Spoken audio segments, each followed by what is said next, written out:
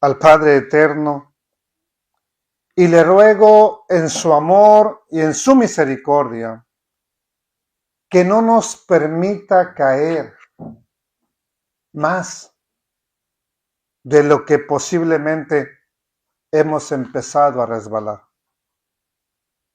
Hay ocasiones en que uno se resbala en una ladera y no te puedes detener en una resbaladilla. Pero hay otras ocasiones en que por alguna razón logras agarrarte de algo y te detienes de la caída. Padre, por favor, ayúdanos a mirar, no solo con los ojos del cuerpo, sino con los ojos espirituales, dónde estamos, cómo estamos y a dónde vamos. Por favor, tu misericordia ha sido abundante con nosotros y te damos gracias, Padre. Amén. El mensaje del día de hoy le titulé La degradación del ser humano. Hay varias fotos, ¿verdad? Esto se refiere a los tiempos de Noé, esto a los tiempos de Lot, esto ya es un tiempo actual donde dos mujeres están contrayendo matrimonio, ¿verdad? Que ya es el tiempo actual y esto es de toda la vida. Gente que ha caído en las garras del alcohol, jóvenes. No sé si ustedes han visto algunos documentales de Filadelfia, California, donde hay muchos jóvenes, señoritas, niñas prácticamente, que están así todo el día. ¿Sí los han visto? Son gente drogada. De los, pues todo lo que está pasando en México para acá también. ¿Sí? Y se quedan zombies, esos son zombies.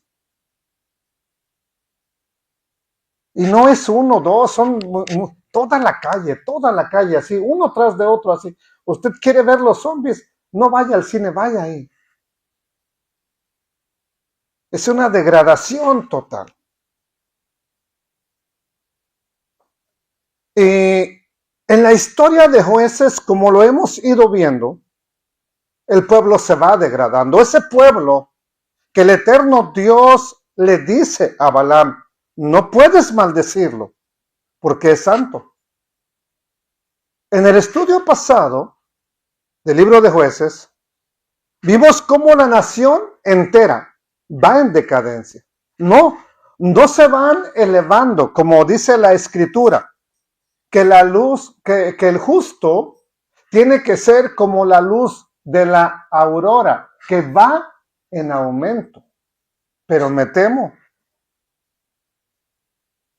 que el pueblo del Eterno, incluyéndome a mí, no nomás que diga que usted o esta congregación no y las otras sí, no, el pueblo del Eterno ha dejado de ir en aumento y va en retroceso.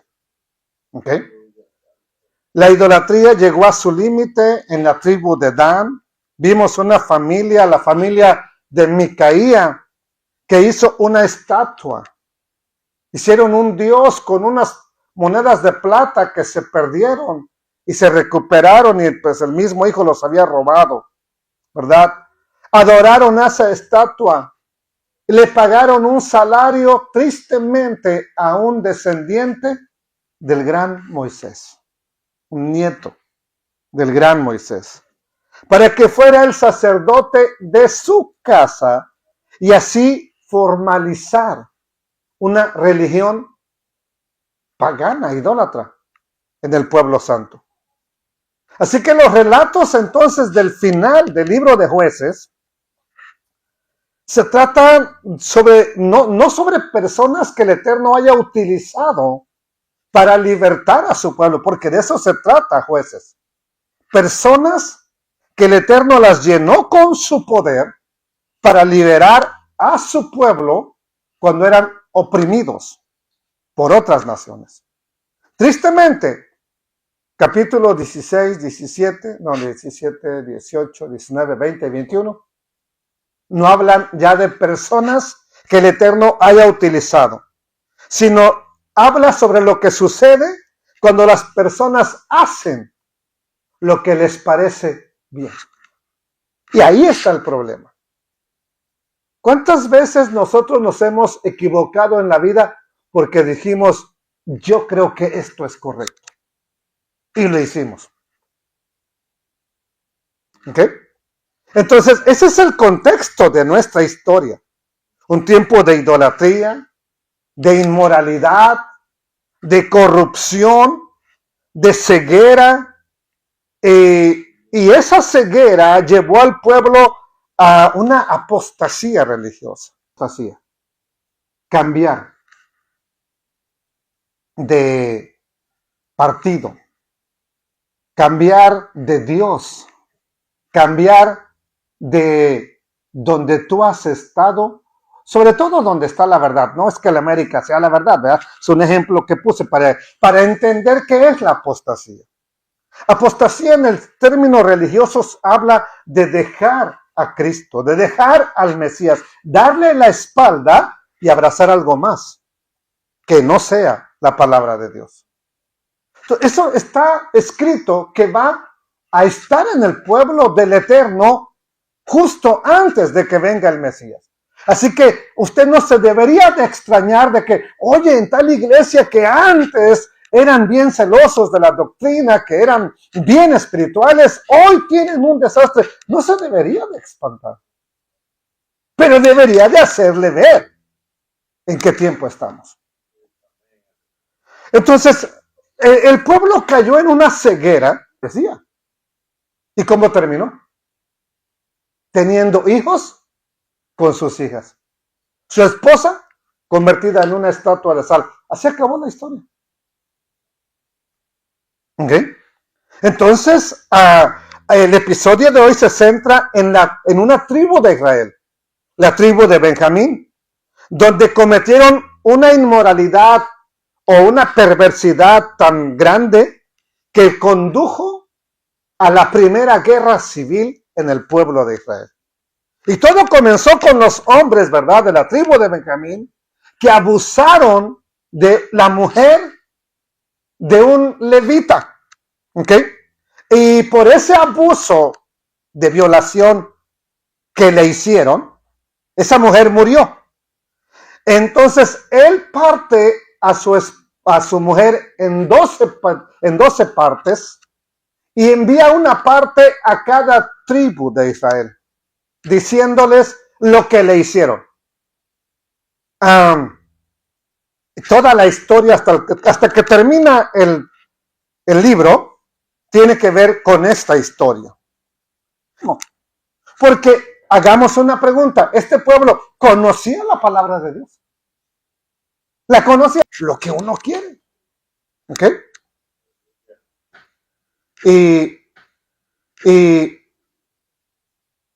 Voy a hacer una pausa.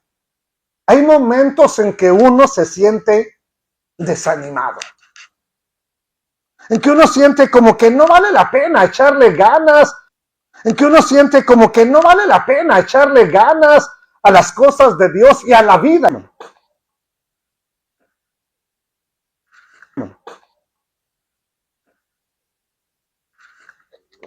A esto.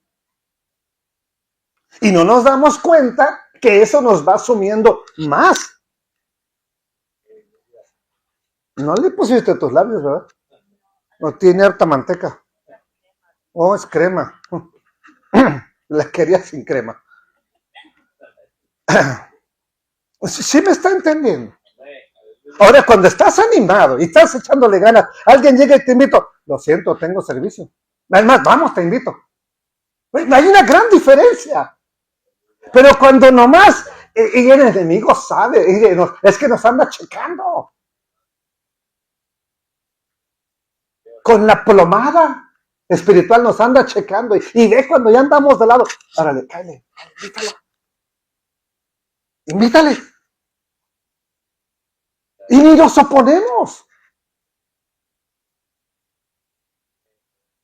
Ahora, cuando es el día de estar ante el Eterno y no estamos ahí, ¿a poco se siente uno bien? ¿Se siente uno bien o no?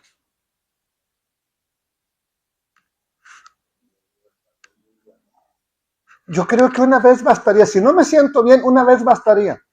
Yo conozco personas que tomaron una vez y vomitaron y se pusieron como cochinito, ¿verdad? Y yo ya no, esa cosa ni me la vuelvas a ofrecer. Yo no quiero más eso. Pero cuando lo disfrutamos, te invito otra vez, pues va. Y otra vez, pues vamos. Otra, pues no perdemos nada. No, sí estamos perdiendo. Sí estamos perdiendo. Entonces, en esta historia leemos sobre personas que intentaban servir a Dios, adorar a Dios de todas las maneras, pero menos de la manera que Él lo especificó, como Él lo ordenó. Y eso siempre lleva al fracaso, porque la adoración no es adoración a menos que se haga como a quien el Eterno dice y como Él lo dice y cuando Él lo dice. Bueno, y que yo no puedo adorar a Dios el lunes, claro que puedes, pero ¿a poco vas a venir el lunes? Si no vienes, si yo no vengo al día de servicio, ¿por qué crees que voy a venir el lunes? Seamos honestos y seamos objetivos. Cuando las personas viven según lo que les parece, pierden la libertad de servir al Dios eterno. ¿Por qué? Porque a quien te sometas, ese es tu amo. Y el amo, cuando no es Dios, el amo del pecado, el amo de la maldad, el amo de las perversidades, es malo. No te suelta. Quieres salir, pero no te deja. Y la diferencia con el eterno es que a la hora que tú quieras, te puedes ir y darle la espalda. Así de sencillo. Es una gran diferencia. Entonces, cuando empezamos a vivir cada uno, ¿verdad? Lo que uno piensa que está correcto, cuando vive para sí mismo, no nos damos cuenta que le hacemos daño a nuestra propia vida y a nuestra familia, los que somos padres. Eso es lo que nos enseña la última parte del libro de los jueces. Ahora, cuando eso sucede, miren, todo el caos que trae, pastillas, marihuana, golpes, alcohol, la tecnología nos tiene bien atrapados.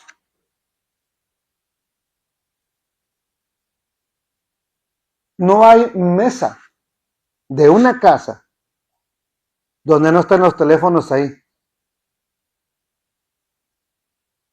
Y si alguien se para por un agua, tráeme un agua.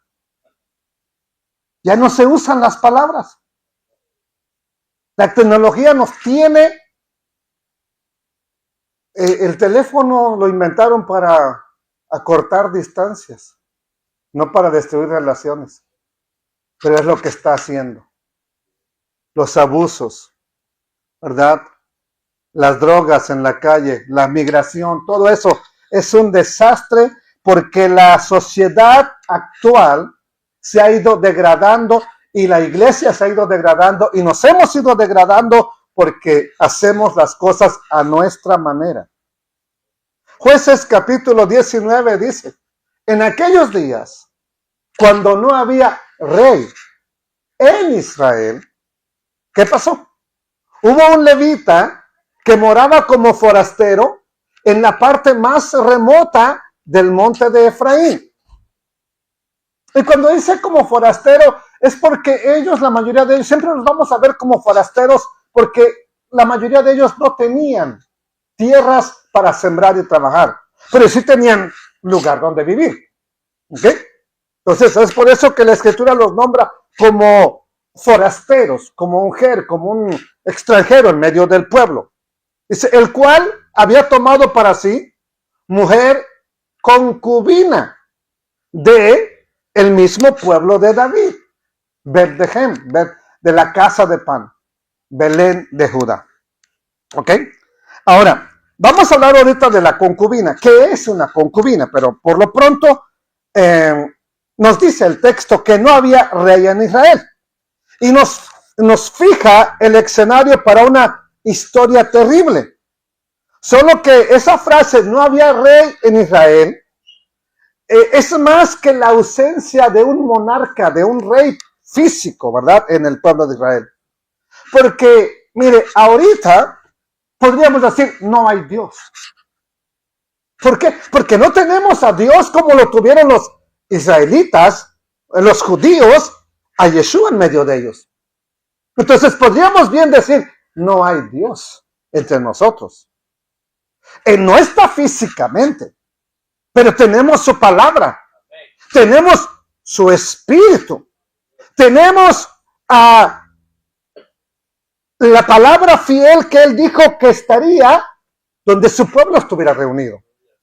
Entonces, esa cuestión de que no había rey es más que la ausencia de un rey físico, porque Dios, así como está hoy con nosotros, estaba con ellos todo el tiempo. Y él era el rey. No se olviden que fue en el periodo de los jueces cuando piden un rey como las demás naciones. ¿Por qué quieren un rey como las demás naciones? Quieren alguien que los represente, que esté ahí. Pero ese rey no los llevaba a buscar de Dios. Los llevaba a la guerra. Los llevaba a otras cosas, pero no a buscar del Eterno. ¿Qué pasó entonces en esos días? Dice el verso 2.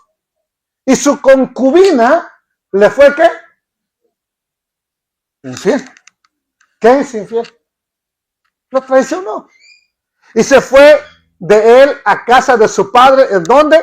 En Betlehem de Judá. Y estuvo allá durante 4 meses y no piensa volver la señora. ¿Por qué les digo que no piensa volver? Vamos a verlo. Siempre que he escuchado a alguien hablar de este capítulo, siempre se habla de la perversidad y de la maldad de los de Benjamín. Pero nunca se me menciona esto. Que esa señora, ¿verdad? Se fue porque fue infiel y la descubrieron. Y se va de la casa del levita. ¿Ok? Entonces, hay otras versiones, muchas versiones, que lo tradujeron así. Que ella se enojó con él y lo abandonó. ¿Ok? Pero la infidelidad explica mucho mejor el relato, porque desde la palabra hebrea y sobre todo desde el contexto hebreo, ya que cuando el esposo va a la casa de su padre de ella y el padre lo mira, él lo recibe con agrado, le dice, ven, pásale. Ahora, si él no hubiera dañado a su hija, no lo recibe con agrado. Pero si fue la hija la que falló y él la está buscando, pues bienvenido, pásale, entra, ¿ok? Es lo que vamos a ver. Entonces, es más probable que el padre de la mujer se alegrara de ver al esposo de su hija porque ella hizo algo mal, que se alegrara porque la golpeó y ella se enojó y se fue, ¿verdad? Es mucho más lógico que se alegra porque ella fue la que falló y él viene a buscarla. Entonces, ¿qué es una concubina? Para que nos quede claro. Una concubina es una mujer que mantiene una relación de convivencia marital con un hombre de forma estable y continua. No es un amante. No, vive con él continuamente. Es similar a un matrimonio, pero sin haber realizado la unión legalmente. Es a este hecho que se le llama que viven en unión libre. O sea, no se casan, pero están juntos, viven juntos. Y eso ya es común hoy en día. Sí, ya hoy en día, pues, la mayoría viven en concubinato. ¿Ok? Es así como... Entonces, ahora, hay algo importante. Una concubina era una mujer que su presencia en la familia no dependía de acuerdos económicos. No había que pagarle una dote. Y en el tiempo bíblico, para casarte, tenías que tener dinero para pagar una dote. O sea, pues un buen regalo por la mujer. ¿Ok? Por la concubina no se pagaba una dote. Incluso, ¿verdad? En muchos casos era una, o se le llama también una esposa sin dote. Una esposa a la cual no se le dio dinero. Y en esas condiciones era una esposa secundaria, con la cual se podía tener hijos y no afectaba, ¿verdad? El estatus de ella no afectaba el patrimonio ni nada, porque aunque ella era esposa secundaria, o no tenía el mismo derecho que la esposa legal. Entonces, ella no poseía el mismo estatus que los hijos. Ahora, el hijo el hijo de la concubina, sí poseía un estatus dentro del matrimonio legítimo. Y no nos debería de extrañar porque, por ejemplo, se recuerdan que Abraham tenía una concubina, Agar. Jacob tenía 2 concubinas, ¿ok? Era su esposa, era Raquel, Lea, la otra era... Ay, se me fueron los nombres de las 2 mujeres. Bila y Silpa, gracias, hijo. ¿Ok? Y Gedeón tuvo un hijo ya al final de sus días con una concubina, el famoso hijo que le llamó Abimelech. ¿Ok? Entonces, mi padre es rey, es el que se volvió el primer rey o se impuso como un rey tirano de Israel, el primero que se levantó, que quiso ser rey en el pueblo de Israel. El más ilustre y más famoso fue el rey Salomón con 300 concubinas y 700 esposas. El hijo de Salomón, Roboam, tuvo 60 concubinas, nomás que de él ya no se dice tanto porque eran pocas, ¿verdad? Aparentemente. Pero aparte de las concubinas, también tuvo varias esposas. ¿De dónde agarró el ejemplo, Roboam? Pues del Papa. Así de sencillo. ¿Ok? Ahora, cuando vamos al llamado Nuevo Testamento, en la Escritura pone en claro que desde el principio, el Mesías Yeshua lo dijo en Mateo 19, que desde el principio Dios creó a un hombre y a una mujer porque Él quería que nomás fueran uno y uno. ¿Ok? Cuando se habla de los requisitos de los servidores de una congregación, ¿verdad? Que se habla de que el hombre sea marido de una sola mujer, no de 2, de 3, de 4, de 10. Entonces, sí, esto era legal, vamos a llamarlo así, pero no era lo que el Eterno quería, porque esas relaciones siempre traen problemas. O sea, ¿cuándo vio usted en la Biblia una relación de un hombre casado con su esposa que tiene concubinas y que todo salió bien? Dígame una sola. Entonces, aunque el Eterno se los permitió, no era lo que el Eterno quería.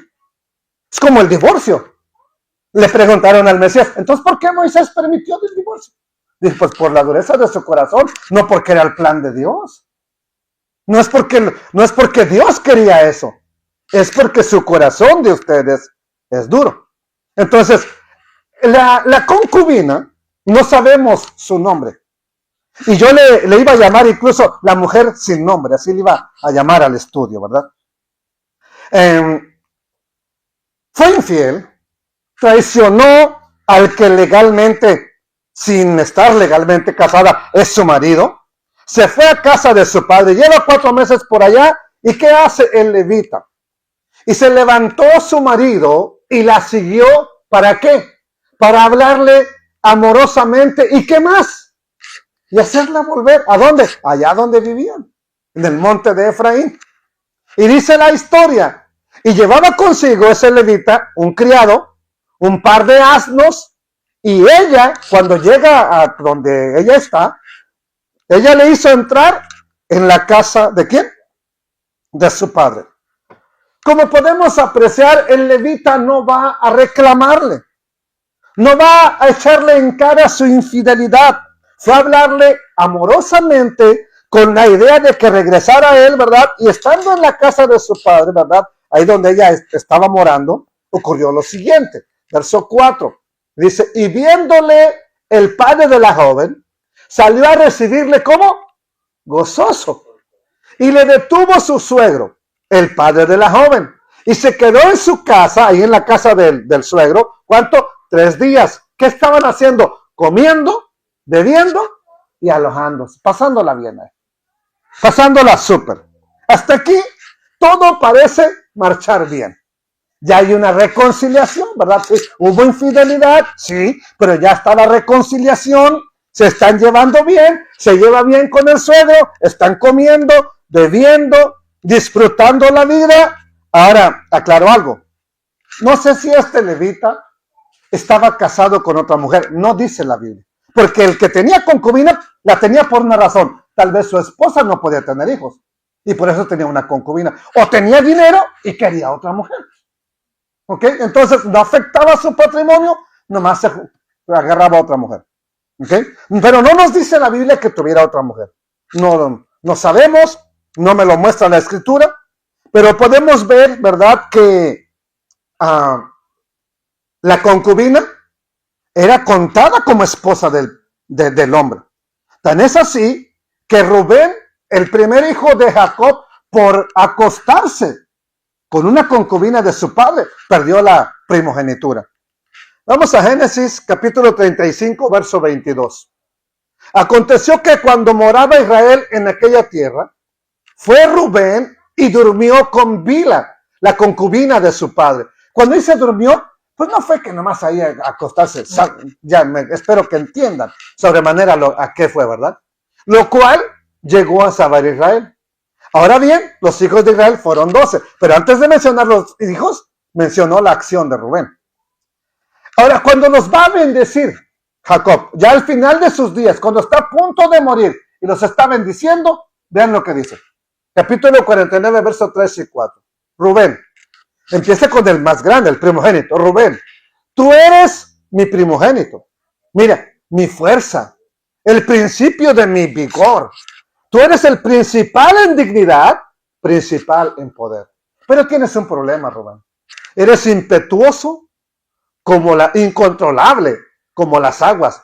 No, con esas características no puedes ser el líder. No vas a ser el principal. ¿Por qué?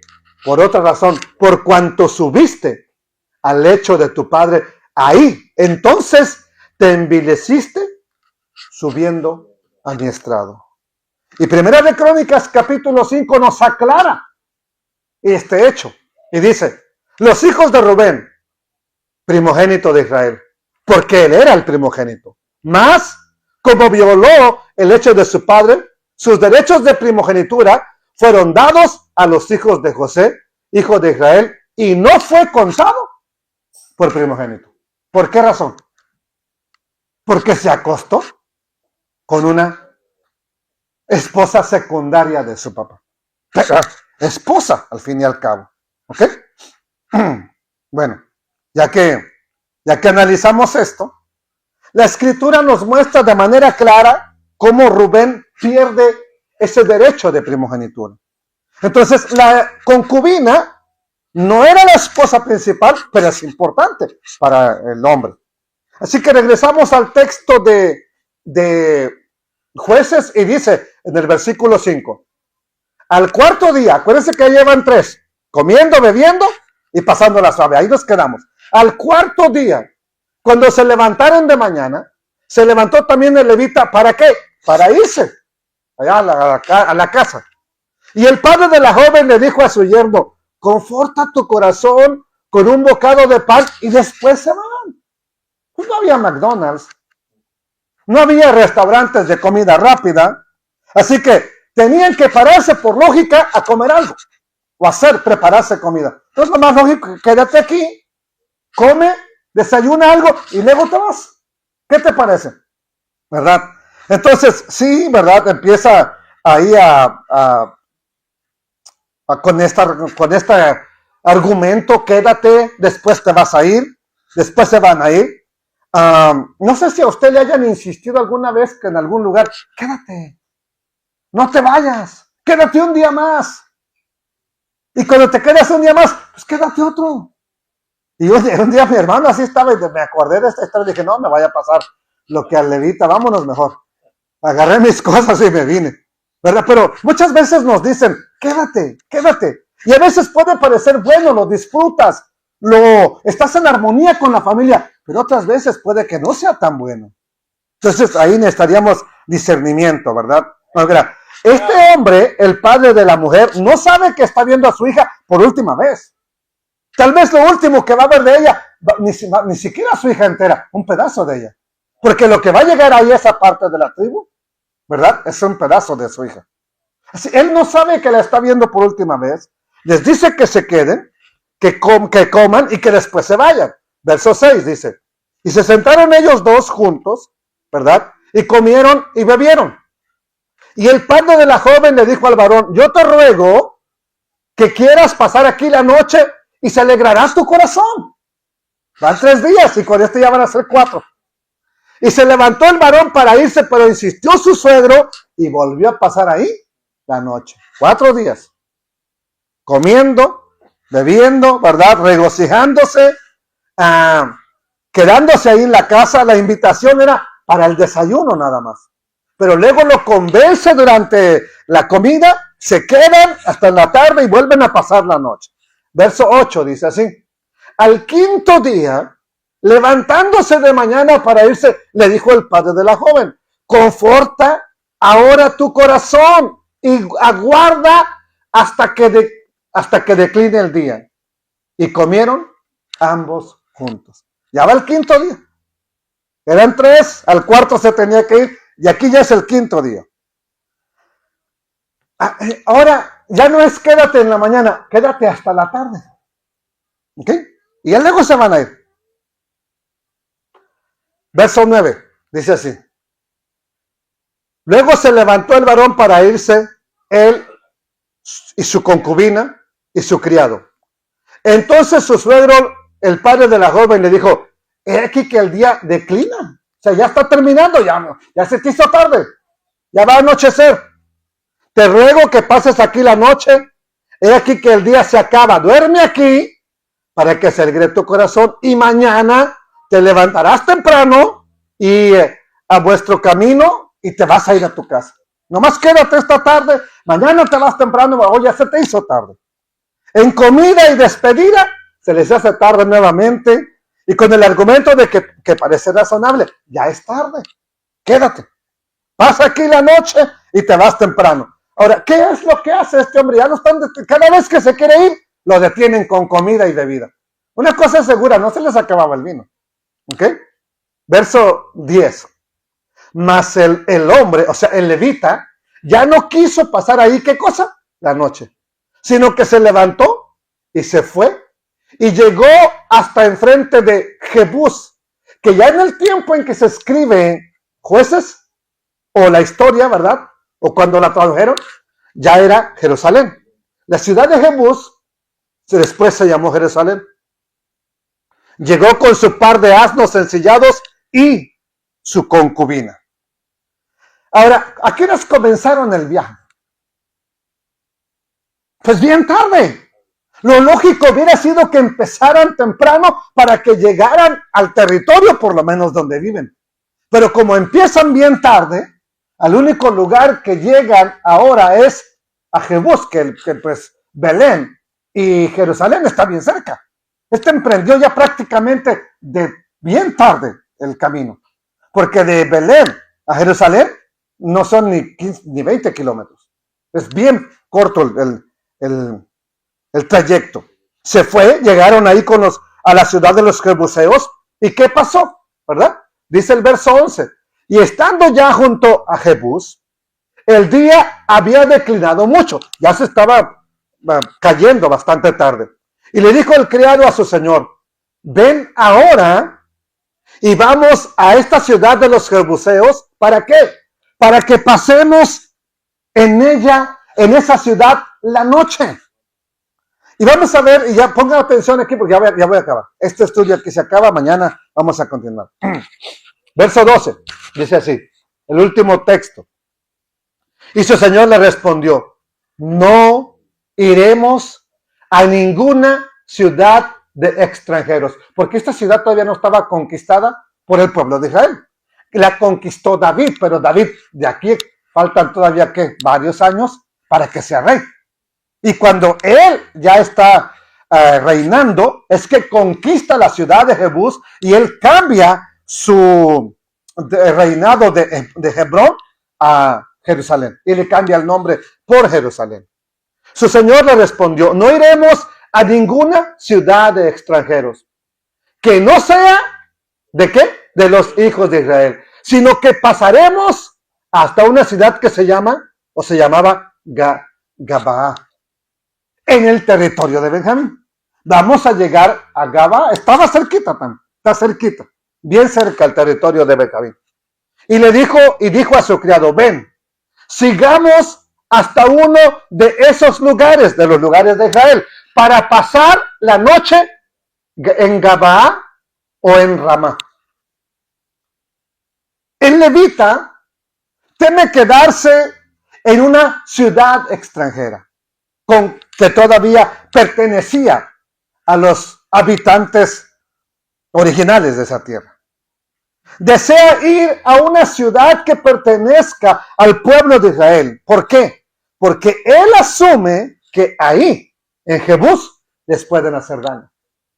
Él piensa que en una ciudad de los extranjeros les pueden hacer daño, que era improbable, o no era tan probable, no es que improbable, no era común, que si tú ibas de viaje, te hicieran daño, ¿verdad? Te daban la oportunidad de quedarte y que continuaras el viaje. No te miraban como una amenaza. Pero este hombre no quiere quedarse en una ciudad de los enemigos porque siente que es más seguro quedarse en una ciudad conquistada ya por los hebreos que ya tenían territorio. ¿Ok?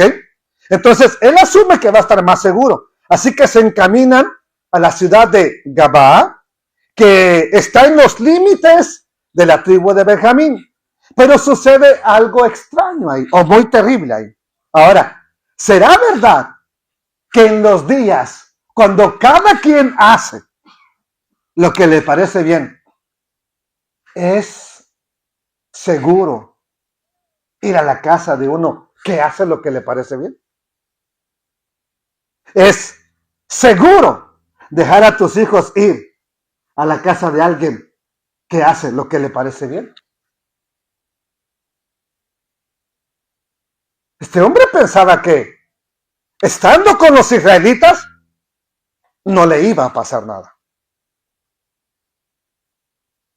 En esos días turbulentos no era seguro dormir ni siquiera en una de las aldeas de los hebreos. La prueba de ello es que en el estudio siguiente veremos lo que le quieren hacer al levita, no a la mujer. A la mujer la matan por el abuso de violación múltiple que le hicieron. Pero a quien querían era al levita.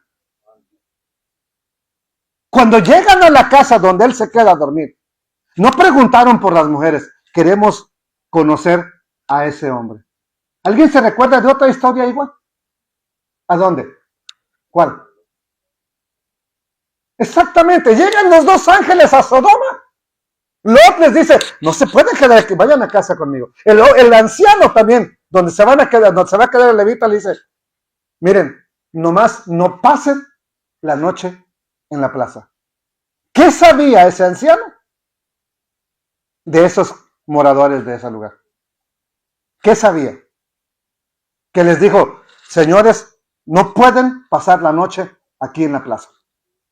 Vayan conmigo a casa. Tristemente, ahí llegaron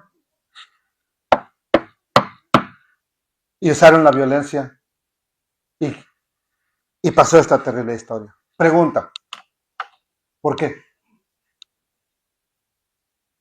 ¿Por qué los habitantes de una ciudad, de un pueblo del Eterno, que ya repito, el Eterno ha llamado a su pueblo el pueblo santo, se comportan igual que los de Sodoma? ¿Por qué? Alguien dígame por qué. Porque cuando uno lee esta historia, no parece que estás leyendo un libro sagrado. Algunos de ustedes llegó a leer, bueno, los jóvenes no, ¿verdad? Pero los grandes ya, llegaron a leer un periódico en México que se llamaba La Alarma. ¿De qué hablaba esa alarma? Se le conoce como un periódico amarillista, sensacionalista, porque lo decapitaron y después de decapitado le mocharon la cabeza, pues ya estaba mochada la cabeza. Le pasó el carro encima y luego un tráiler. O sea, lo hacían bien sensacional, la muerte, o sea, de eso se trataba. Bueno, esto no fue escrito por un sensacionalista, pero como está escrito, pareciera que estamos leyendo la prensa sensacionalista de México. Y qué triste, porque uno no pensaría que alguien que ha servido y adorado al eterno Dios puede caer en semejante degradación. Pero no podemos tapar el sol con un dedo. ¿Cuántos pastores no están abusando de niños en una congregación? De las jovencitas, de las mujeres de la congregación. ¿Cuántos?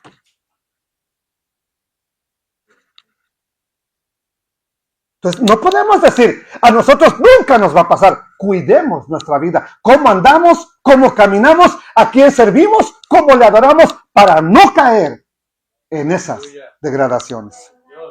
Padre eterno, por favor, no quites tu Santo Espíritu de nosotros. Perdona nuestras maldades, perdona nuestras indiferencias, perdona que muchas veces no nos esforzamos más por obedecerte, Dios. Perdónanos, por favor. Tu misericordia sea abundante con nosotros, eterno Dios, y disciplínanos. Si esa es el caso y la razón, disciplínanos tú, Padre, pero no quites tu misericordia de nosotros, por favor. Guíanos, enséñanos, muéstranos el camino, haznos andar por el camino correcto y verdadero y que no caigamos en esas degradaciones, porque ya suficiente es lo que estamos viviendo como pueblo, como para que el día de mañana la gente de la ciudad hable y digan, miren, los que decían que guardaban el Shabbat, los que decían que guardaban la ley, los que decían que guardaban la Torah, los que decían que esto, los que decían que lo otro. No, Padre, no permitas que tu pueblo caiga en semejante estado de degradación, de apostasía, sino que tu Santo Espíritu venga a redarguirnos, a instruirnos, a ayudarnos a caminar en justicia, sirviendo al Rey de Gloria, en el nombre bendito de nuestro bendito Dios y Salvador, el Todopoderoso. Padre, gracias en el nombre de tu Hijo amado. Amén, eterno Dios. Amén. Gracias. Gracias.